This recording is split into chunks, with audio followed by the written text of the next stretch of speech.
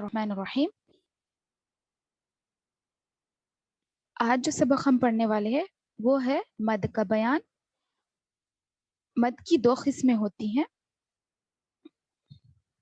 مد کی دو قسمیں ہوتی ہیں. جی ایک مد اصلی اور ایک ہے مد فرعی. مد اصلی یعنی یہ اصل مد ہے اور اس کی مقدار جتنی کھینچنے کی ہے وہ بتا دی گئی ہے اور اس میں کوئی اختلاف نہیں ہے کہ آپ اس کو اس سے زیادہ کھینچ سکتے ہیں یا پھر اس سے کم کھینچ سکتے ہیں. یہ جتنا کھینچنا ہے وہ بتا دیا گیا ہے. اور دوسرا ہے مد فرعی. یہ مد فرعی انشاءاللہ ہم آگے چل کر پڑھیں گے. یہ مد فرعی کا معنی ہوتا ہے ٹیمپرری. تو کچھ قواعد کے آنے کی وجہ سے، کچھ حرکتوں کی بدلنے کی وجہ سے، کچھ آگے پیچھے ہو جانے کی وجہ سے ہم اس جگہ جیسے مد متصل ہے، منفصل ہے، مد عارض ہے، مد لازم ہے، پھر اس کی بھی الگ سے قسمیں ہیں، تو وہ مد فرعی کی قسمیں ہیں تمام. تو اس میں ہم کیسے کھینچیں گے، کیسے نہیں کھینچیں گے، اس کو کس وقت کھینچنا ہے، کون سی حرکتیں آنے پر کھینچنا ہے اور اس کے بعد کون سے حروف آنے پر کتنا کھینچنا ہے، وہ قرآ کے نزدیک یعنی جو قرآن پڑھتے ہیں قرآ کے نزدیک وہ چیزوں میں اختلاف ہے. کچھ قرآ 3 to 4 کاؤنٹس اس طرح. مطلب مد فرعی کا جب ہم لیسن پڑھیں گے تب آپ کو انشاءاللہ اس کا مکمل بیان سمجھ میں آ جائے گا. لیکن آج جو ہم پڑھنے والے ہیں وہ ہے مد اصلی. پہلے تو ہم جان لیں گے کہ مد کا معنی کیا ہے. مد کا معنی ہوتا ہے کسی چیز کو کھینچنا. کھینچنے کے معنی ہوتے ہیں مد. مد کے معنی کھینچنا، کھینچنا کا معنی مد. یعنی مد اصلی اصل والے مد کو کھینچنا، ایسا معنی بھی لے سکتے ہیں آپ. لیکن یہ جو مد اصلی ہے وہ 3 ہے، یعنی حروف مدہ کہیں گے اسے. مد اصلی، حروف مدہ دونوں ایک ہی بات ہے. اور یہ مد، حروف مد کتنے ہیں؟ 3 ہیں. ایک الف، دوسرا یا اور تیسرا واو. الف یا واو یہ حروف مدہ ہے، یعنی کھینچے جانے والے حروف. اور اس کو ایک اور بھی نام دیتے ہیں، وہ ہے حروف ہوائیہ. یعنی منہ کے خلا سے یہ 3 حروف ادا ہوتے ہیں، واو، الف اور یا. منہ کے خلا سے تو ہوائیہ جب یہ حروف، یہ ضروری نہیں ہے لیکن پھر بھی جانکاری کے لیے ہم نے اس کا نام آپ کو بتا دیا. اس کے ساتھ ساتھ اسے کیا کہتے ہیں؟ حروف مدہ، کھینچے جانے والے حروف. لیکن اب اسے کب کھینچنا ہے، اس سے پہلے یا پھر اس کے بعد کون سی حرکتیں آنے پر ہم اسے کھینچیں گے اور کتنا کھینچنا ہے وہ اب ہم جانیں گے. اب دیکھیں الف ہے، الف سے پہلے زبر ہو.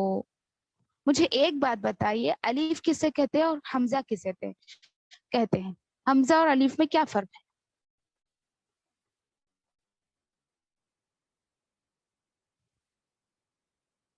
آواز جا رہی ہے میری؟ جی ٹھیک. حمزہ ہم اور الف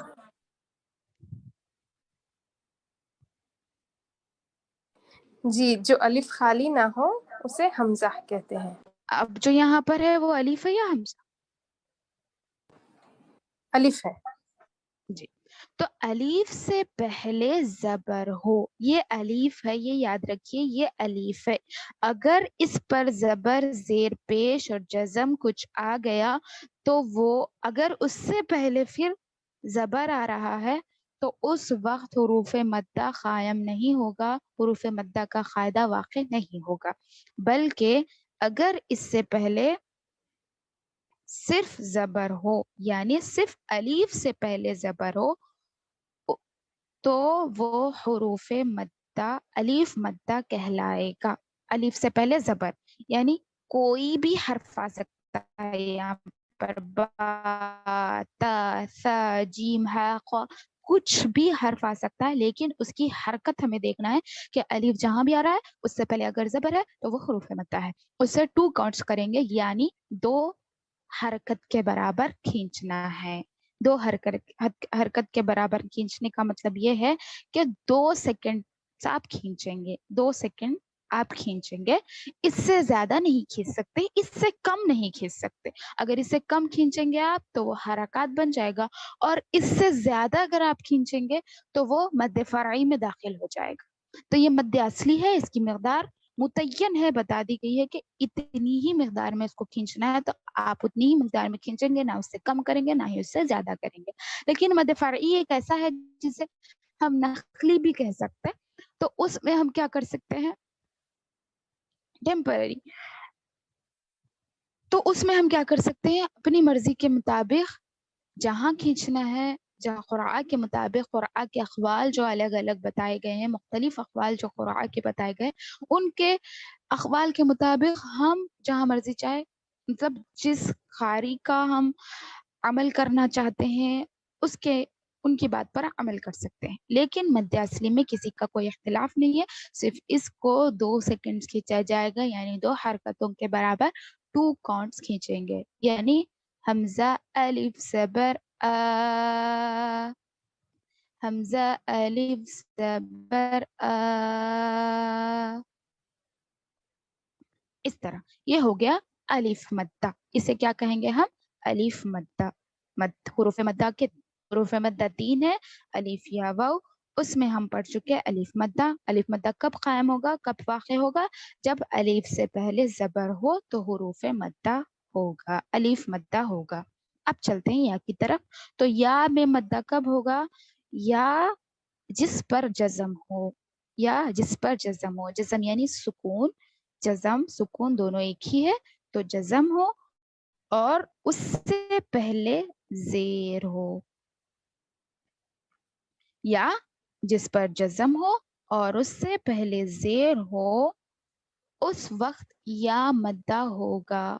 इसको भी 2 काउंट्स करेंगे, हमजा या ज़ेर ई, हमजा या ज़ेर ई, इस तरह। या साकिन, देखिए साकिन किसे कहते हैं, सुकून वाले हर्फ को साकिन कहेंगे। जैसे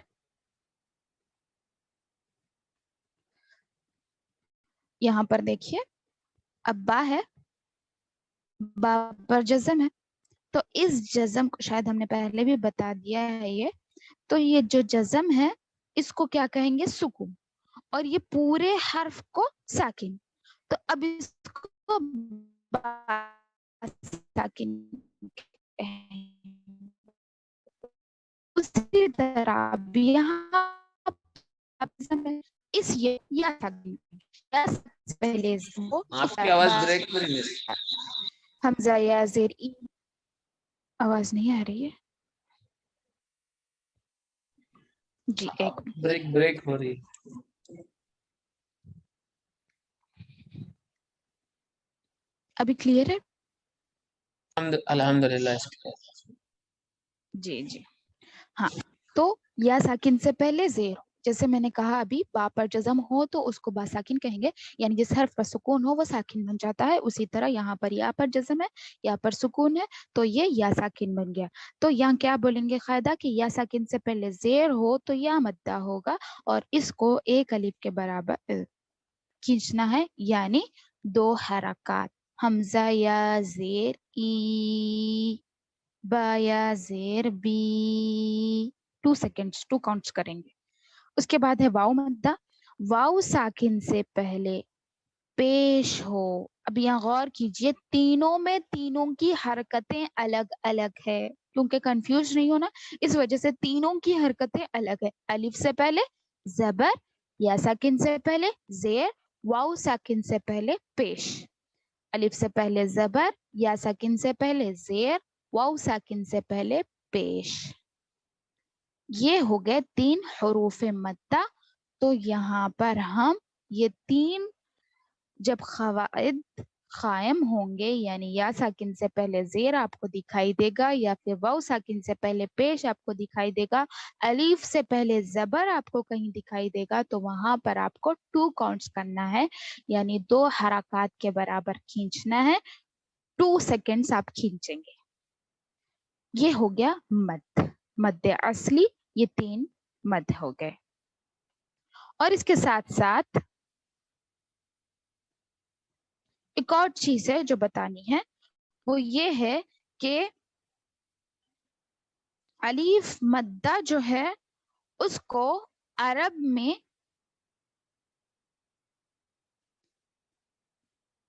खड़ा जबर भी कहते हैं, फिर या मद्दा जो है उसको खड़ी जेर कहेंगे, और वाउ मद्दा जो है उसको उल्टा पेश भी कहेंगे। सिर्फ यहाँ पर साइंस लिखने का तरीका चेंज हो रहा है, पढ़ने का थोड़ा सा भी तरीका चेंज नहीं होगा, ठीक है। जैसे हमजा अलिफ जबर इसको जिस तरह 2 काउंट्स कर रहे हैं, उसी तरह से खड़ा जबर को भी 2 काउंट्स करेंगे। हमजा खड़ा जबर बराबर है, पढ़ना दोनों का बराबर है, सिर्फ लिखना बदल रहा है। खड़ा अलिफ मद्दा बराबर है खड़ा जबर के, या मद्दा बराबर है खड़ी जेर के, और वाउ मद्दा बराबर है उल्टा पेश के। तो इनको भी हुर्फ मद्दा कहा गया है, हुरूफ मद्दा कहा जाता है। खड़ा जबर खड़ी जेर उल्टा पेश को भी हुरूफ मद्दा ही कहेंगे, ये भी हुरूफ मद्दा ही है, सिर्फ इसमें लिखना बदल रहा है, पढ़ना बिल्कुल नहीं बदल रहा है। तो इस तरह अगर देखा गया तो पूरे इन तीनों को कुछ अलग नाम है क्या अरबी में? जी नहीं,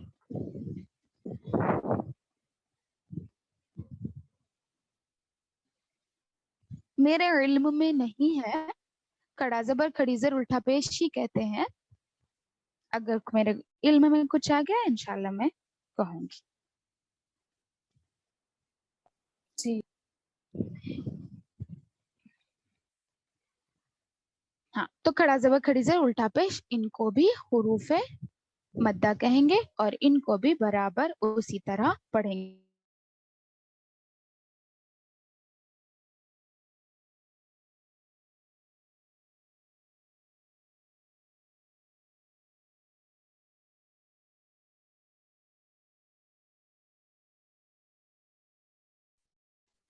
एक अलिफ मद्दा,